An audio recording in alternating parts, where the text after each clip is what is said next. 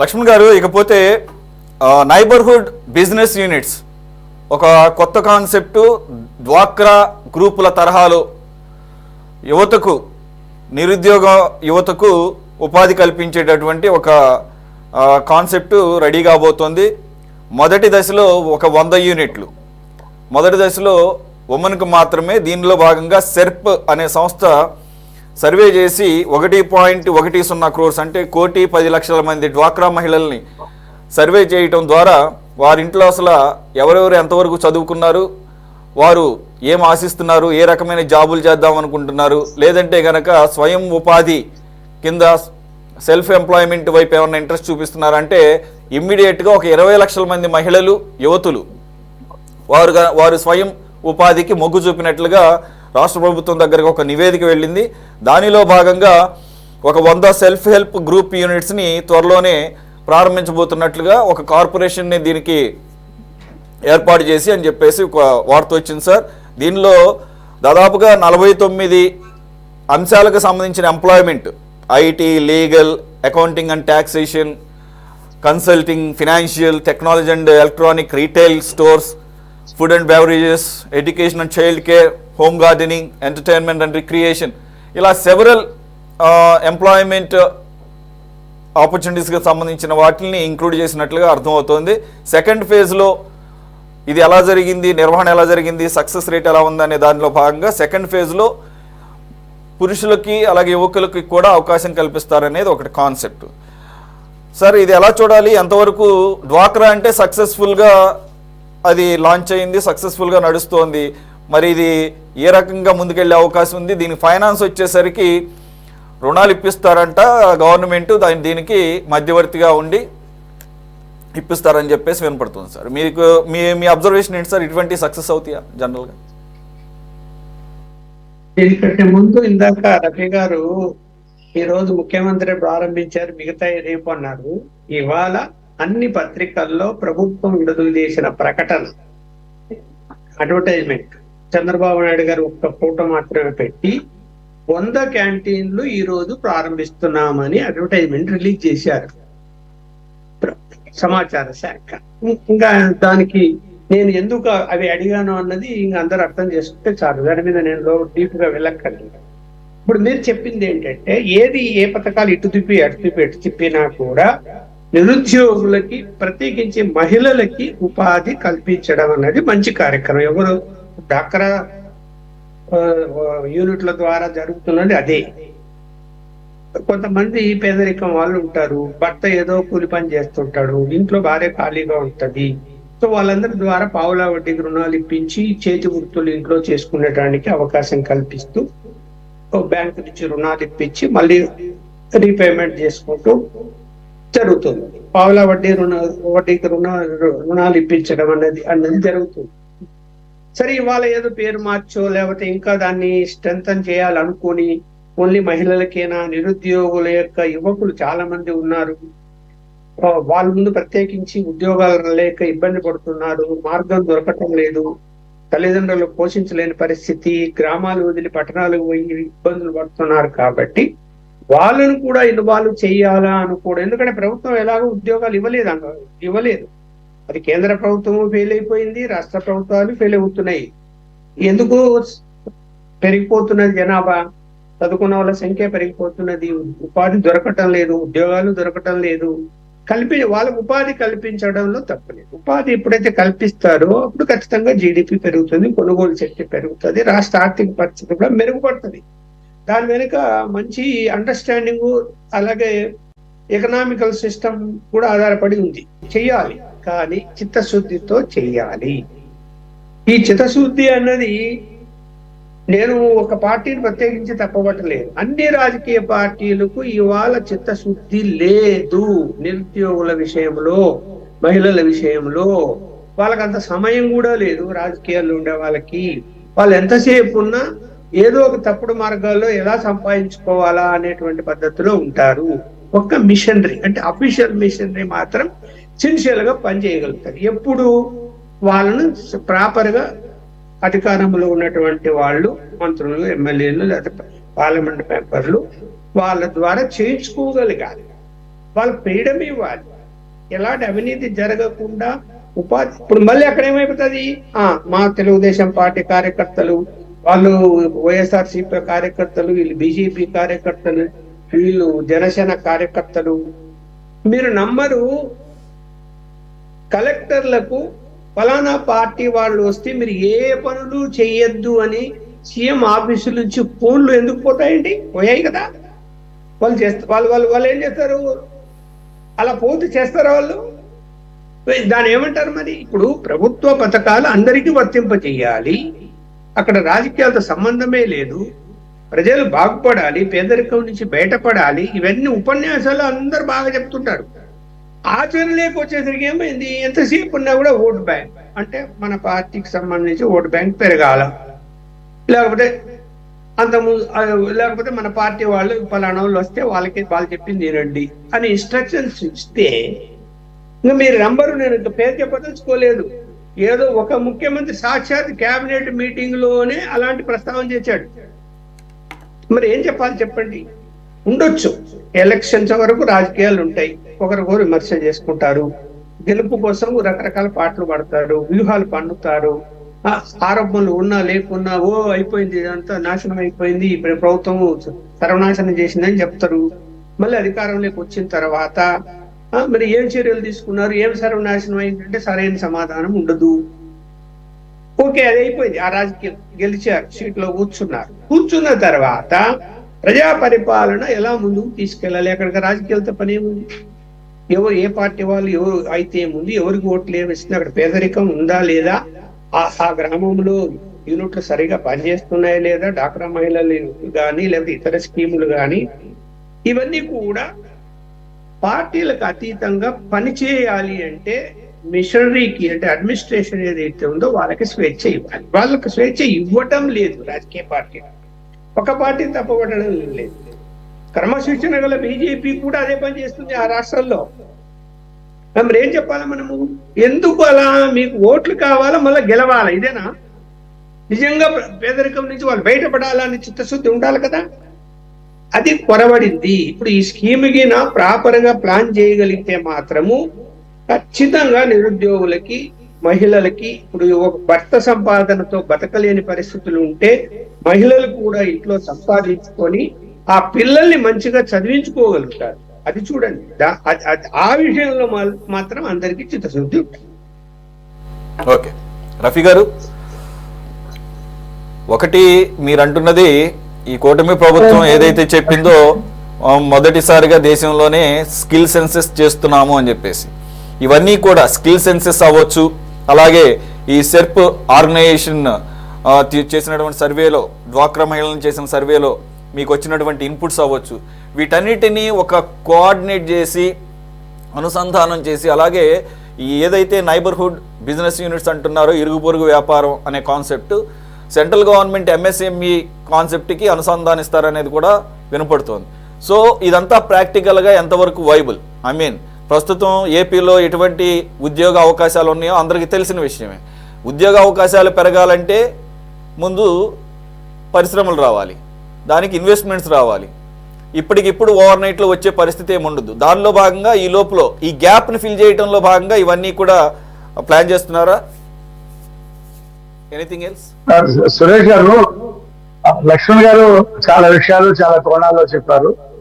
వాటినన్నింటినీ కూడా మనం వెల్కమ్ చేస్తున్నాం. ఎందుకంటే ప్రధాన ఉద్దేశం నిరుద్యోగ సమస్యని తీర్చడం. మా ప్రభుత్వం వాగ్దానం చేయని విషయం ఏంటంటే, ఎన్నికలకు ముందు ఈ స్కిల్ సెన్సస్ మేము ఏర్పాటు చేసి దాని ద్వారా నిరుద్యోగ సమస్యకి ఒక పరిష్కారం, అనేక పరిష్కార మార్గాలు ఉన్నాయి, అందులో ఒకటి చేస్తామని మేము ముందు చెప్పలా.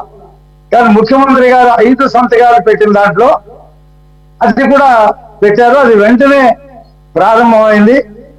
ఆ ప్రారంభమైనటువంటి ఆ సర్వే ప్రారంభమైనటువంటి ఆ రిపోర్ట్స్ ఆధారంగానే ఇవాళ ప్రభుత్వం ఈ మహిళలకి, ముఖ్యంగా యువతులకి ఉపాధి కల్పన, అంటే స్వయం ఉపాధి కల్పన లేదా ఉద్యోగాలు, ఇళ్లలో ఉండి ఇంటర్నెట్ తో సాఫ్ట్వేర్ ఉద్యోగాలు, ఇవి చాలా రకాలు ఉన్నాయి. వాటన్నిటినీ కూడా మీరు అన్నట్టు ఎంఎస్ఎంఈతో అనుసంధానం చేయటం, అలాగే ముఖ్యమంత్రి గారు అనేక బహిరంగ సభలో చెప్పారు.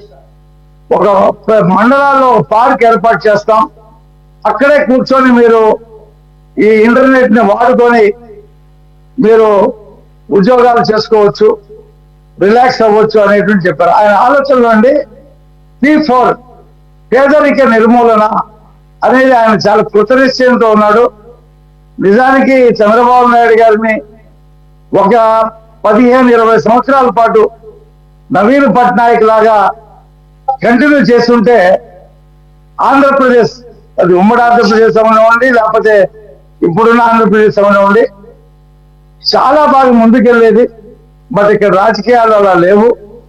మంచి చేసిన చెడు ఇందాక నుంచి మాట్లాడుకున్నాం కదా, అన్నం పెట్టే దాంట్లో కూడా దాంట్లో రంధ్రాన్వేషణ చేసి అబద్ధాలు చెప్పేటువంటి పరిస్థితి.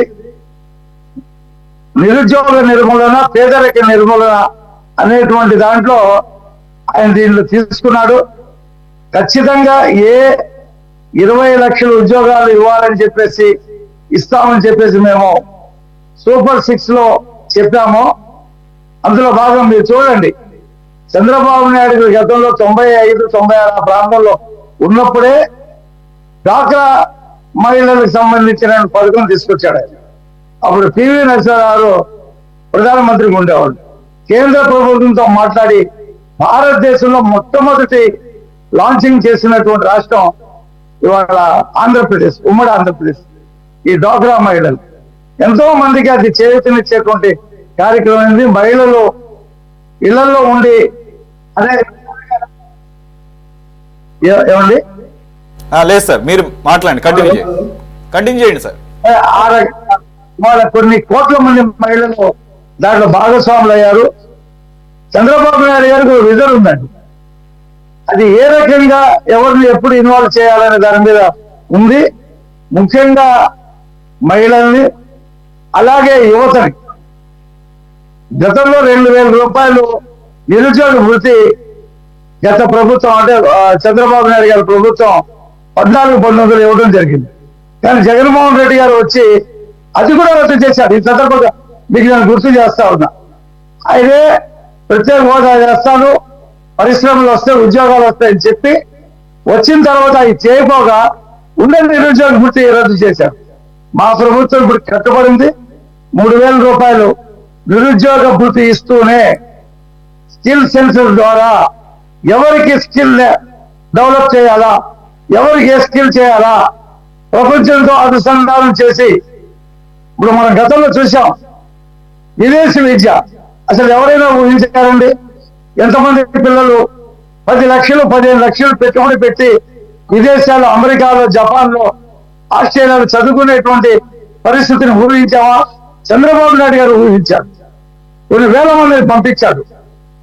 మా ఫ్రెండ్ వాళ్ళ అబ్బాయి, వాళ్ళకి అంత డబ్బు లేదు, 10 లక్షల రూపాయలు శాంక్షన్ అయింది, అమెరికాలో చదువుకున్నాడు, ఉద్యోగం కూడా అక్కడే వచ్చింది.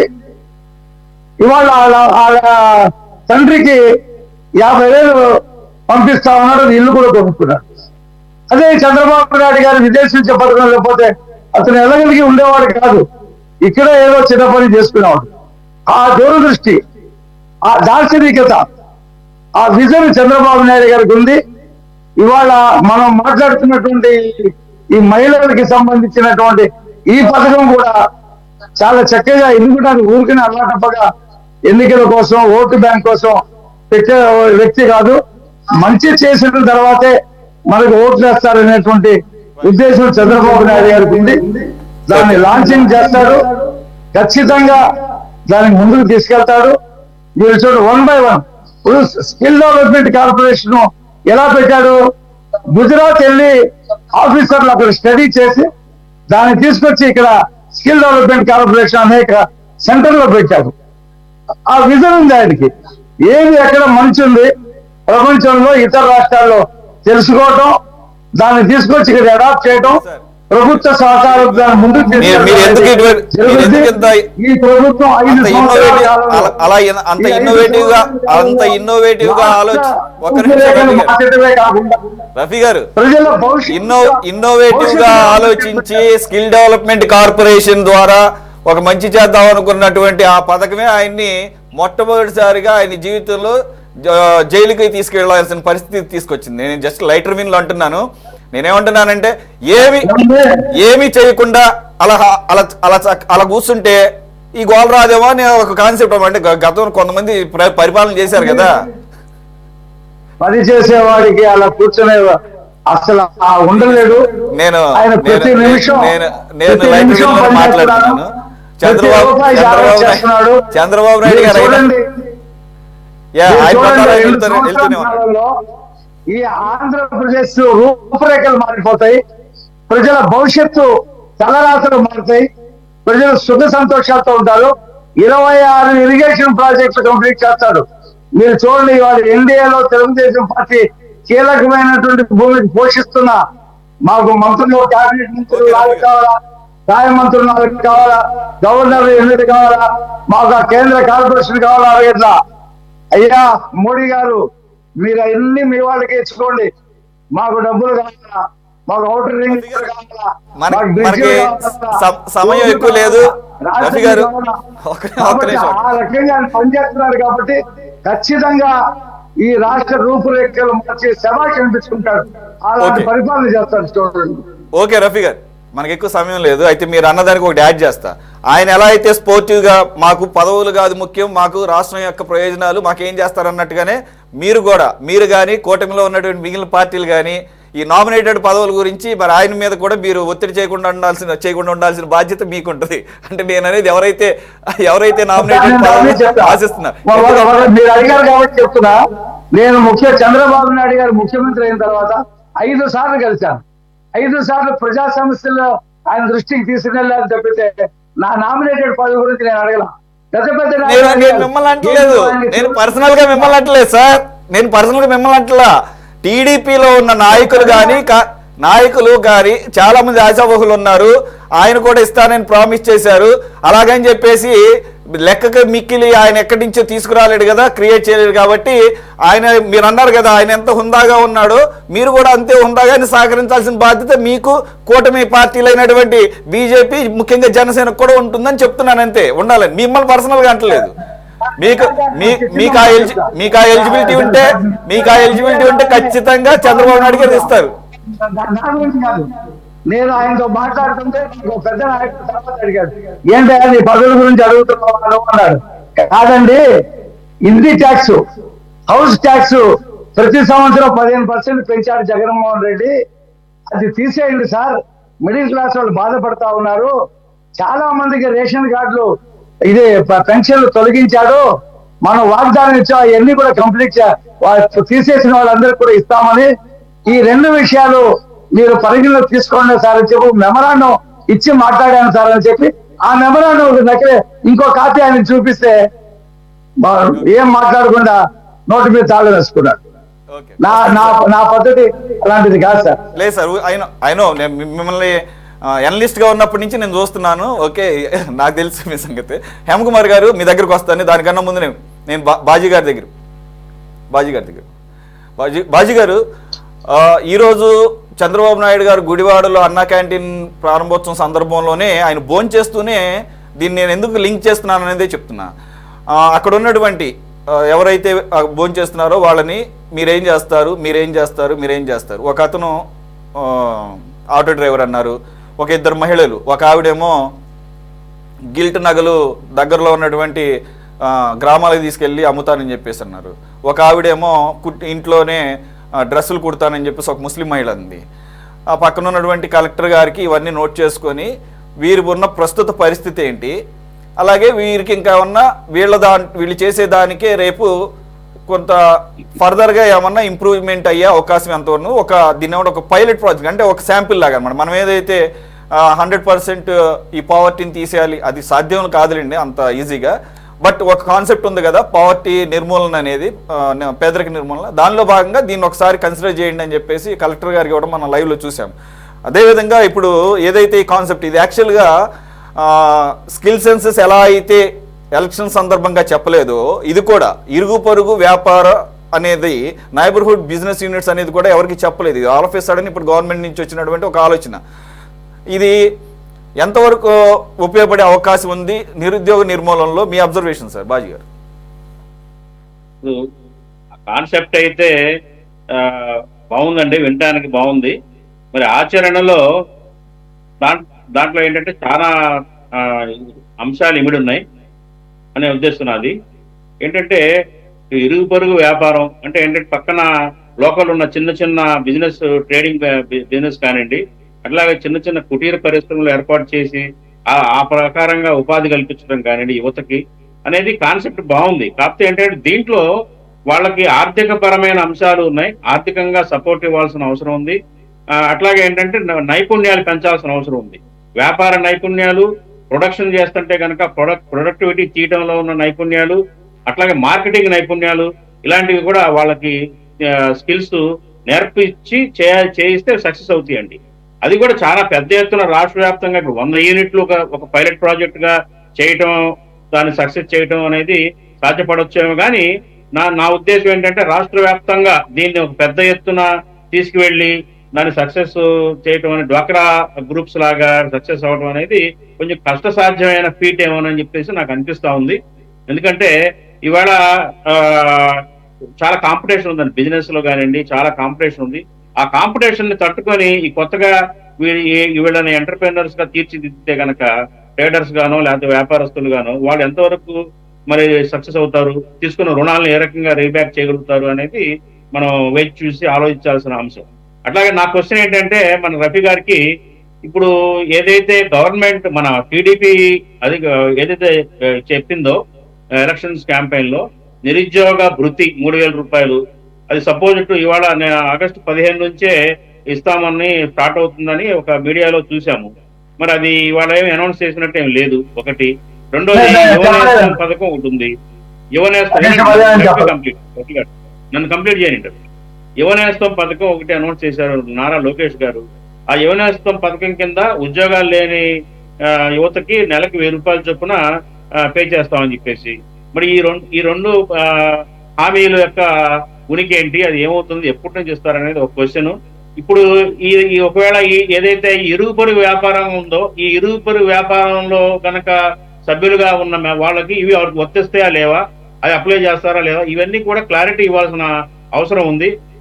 ఏదైతే 20 లక్షల ఉద్యోగాలు ఇస్తామని చెప్పేసి ప్రామిస్ చేశారో మరి ఎలక్షన్ కి ముందు, వాటి యొక్క అమలు ఎంతవరకు వచ్చింది, ఏ రకంగా 20 లక్షల ఉద్యోగాలను భర్తీ చేయబోతున్నారు, మరి దాన్ని లోటు భర్తీ చేయడానికి ఇవన్నీ స్కీమ్స్ ఆలోచిస్తా ఉన్నారా, ఇవన్నీ కూడా ప్రభుత్వం స్పష్టంగా చెప్పాల్సిన అవసరం ఉంది. ఇరుగు పొరుగు వ్యాపారానికి ఏమి ఇన్పుట్స్ ఇస్తారు, ఏ రకమైన తర్ఫీదులు ఇస్తారు, ఎంత డబ్బులు అప్పిస్తారు, ఎలా రీపేమెంట్ చేయాలి, దానికి ఒక ప్రణాళికాబద్ధంగా అవి క్లారిఫై చేస్తే బాగుంటుంది.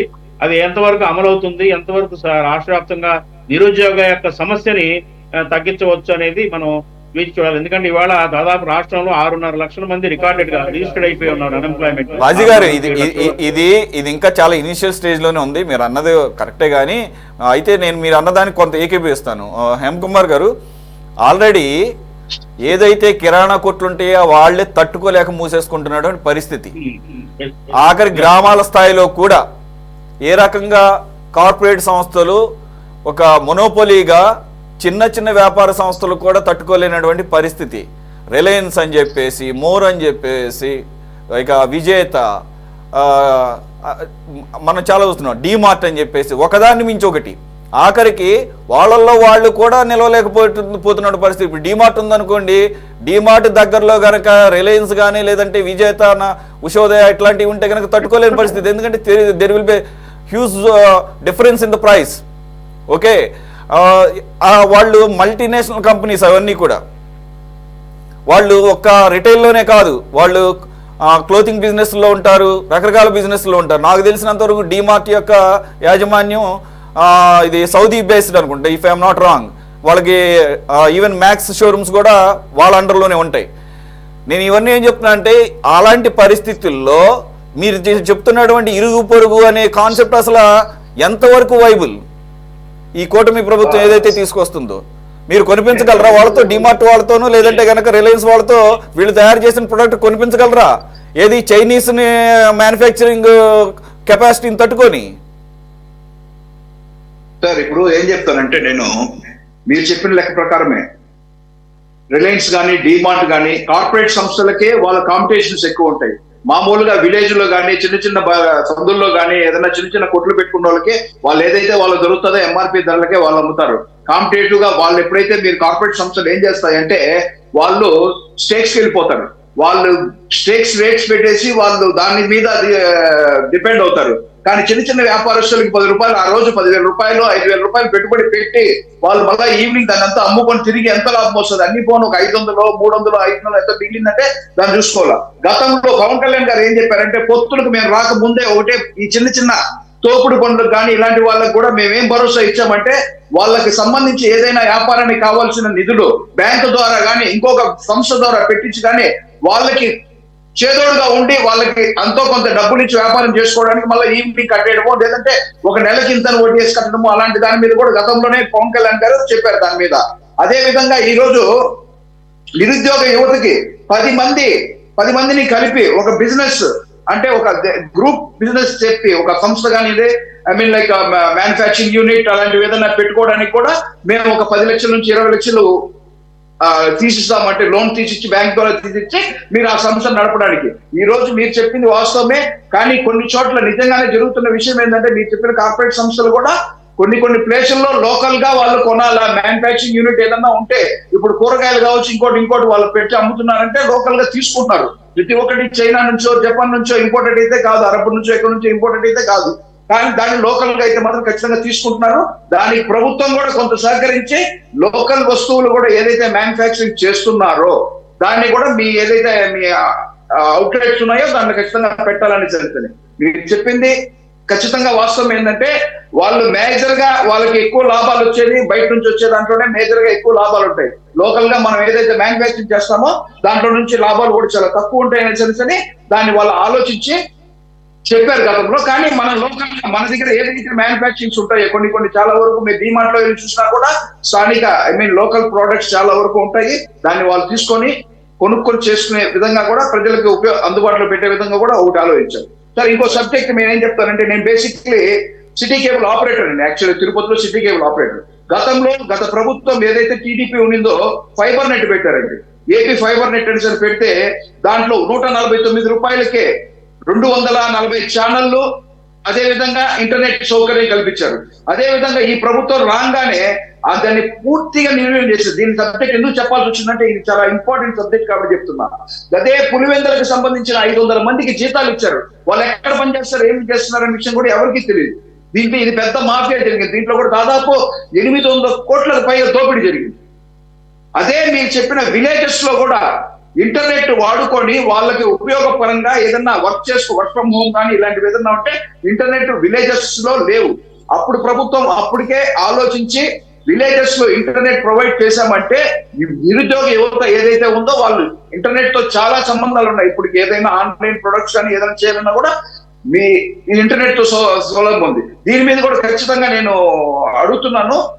టీడీపీ ప్రభుత్వాన్ని కూడా నేను ఈ రోజు కూటమి ప్రభుత్వాన్ని కూడా నేను మీ ద్వారా అడుగుతున్నది ఏంటంటే, దాని మీద ఖచ్చితంగా తగిన విచారణ జరిపించాలా. దీంట్లో ఏం జరిగిందో కుంభకోణం మళ్ళీ దాన్ని గాడిలో పెట్టి ఈ రోజు ఇంటర్నెట్ ఎట్లున్నదంటే ఆ విధంగా ఈ రోజు గాడిలో పెట్టాలని అడుగుతున్నాను.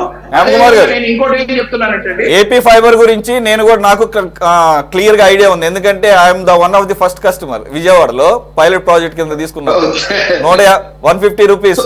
ఆ రోజు నేను కొద్దిగా రిలక్టెంట్ గా ఎందుకు తీసుకోవాలన్నప్పుడు నేను మీడియా అని తెలిసి, సార్ ఇది యాక్చువల్గా ఒక 3 దీంట్లో ఉంటాయి. ఒకటి నంబర్ ఆఫ్ ఛానల్స్, మీరు అన్నట్టు అన్లిమిటెడ్ బ్రాడ్బ్యాండ్, అలాగే ల్యాండ్ లైన్ నంబర్ కూడా. ల్యాండ్ లైన్ మీకు కనుక ఫోన్ కనుక యూజ్ చేసుకుంటే ల్యాండ్ లైన్ కూడా ఉంటుంది. బాగానే ఉంది. అప్పట్లో చాలా ఛానల్స్ వచ్చాయి. Because I use to watch national and international channels. నాకు అవన్నీ కావాలి. అవన్నీ ప్యాకేజ్ కనుక బయట స్కైకి వాటికి వెళితే thousands లో కట్టాలి. కాబట్టి నేను ఫస్ట్ డౌట్ఫుల్గా తీసుకున్నా, కానీ ఐ ఎంజాయ్డ్ దట్ ప్యాకేజ్ అలాట్. Now, literally I am paying 480 rupees, but with low quality of bandwidth, continuous disruptions every day, no improvement of the infrastructure last 5 yearsలో పూర్తిగా ఏపీ ఫైబర్ని దాన్ని నిర్వీర్యం చేశారు. అయితే మీరేమంటున్నారు, కుంభకోణం కూడా జరిగింది అంటున్నారు. కానీ అసలు ఏపీ ఫైబర్ స్టార్ట్ అయినటువంటి మీ కూటమి, మీరు లేనప్పుడు బయట నుంచి సపోర్ట్ చేశారు. తెలుగుదేశం పార్టీ హయాంలో ఆగండి ఒక్క నిమిషం, లోకేష్ గారే కుంభకోణం చేశాడు ఏపీ ఫైబర్లో అని చెప్పేసి ఆయన మీద కేసు పెట్టడానికి రెడీ చేశారు. కాబట్టి నేనేమంటున్నా అంటే ఆ సర్వీస్ ఇప్పుడు నంబర్ ఆఫ్ ఛానల్స్ తగ్గిపోయినాయి, క్వాలిటీ తగ్గిపోయింది, కంప్లీట్ డిస్రప్షన్స్. మరి ఆల్రెడీ 2 months అయింది. మరి కూటమి ప్రభుత్వం ఏపీఎస్ఎఫ్ఎల్ని సీరియస్గా తీసుకొని, అది యాక్చువల్లీ బ్రెయిన్ చైల్డ్. మీరు ఏదైతే అనుకుంటున్నారో ఇళ్లలో కూర్చొని ప్రపంచవ్యాప్తంగా ఉద్యోగాలు చేయాలంటే ఫస్ట్ ఇంటర్నెట్ అవసరం, అన్లిమిటెడ్ బ్రాడ్బ్యాండ్, అది కూడా గుడ్ క్వాలిటీ ఆఫ్ బ్యాండ్విడ్త్ ఉండాలి. అది ఆల్రెడీ మీరు ఒకటి స్టార్ట్ చేశారు. దాన్ని ఎలాబరేట్ చేసి దాన్ని ఇన్ఫ్రాస్ట్రక్చర్ పెంచుతారా లేదా చూడాల్సిన అవసరం ఉంది. దాన్ని ఇమ్మీడియట్గా అడ్రస్ చేయాలి. మీకు లాగానే నేను కూడా విజ్ఞప్తి చేస్తున్నాను. ఇక మనకు టైం లేదు సార్. Thanks for joining. ఒకటే లాస్ట్ ఈ రోజు ఇంటర్నెట్ తో ప్రతి ఒక్కటి ఫ్లిప్కార్ట్, అమెజాన్ ఇలాంటి సంస్థలు వచ్చేసి వీళ్ళు కాంపిటేటర్ ఫర్, మీరు ఏదైతే చెప్పారో రిలయన్స్, డిమార్ట్, వీళ్ళంతా వీళ్ళ competitor. They're all totally corporate companies. కానీ ఏ రోజైనా స్థానికంగా మన సందులో చిట్ట చివరన ఏదో కొట్టుకు పెట్టుకున్న వాళ్ళు అతను సాగుతుంది, అతను దానికి కాంపిటీషన్ ఉండదు. దానికి సంబంధించి ఎవరెవరైతే కొనుక్కుంటా ఉంటారు, అది జరుగుతూనే ఉంటుంది. అది ఎప్పటికీ ఆగదు. ఇప్పుడు చిన్నగా గబక్కని ఒక పెరుగు ప్యాకెట్ కావాలి, ఒక పాల ప్యాకెట్ కావాలంటే గబక్కన ఆన్లైన్ డిమార్ట్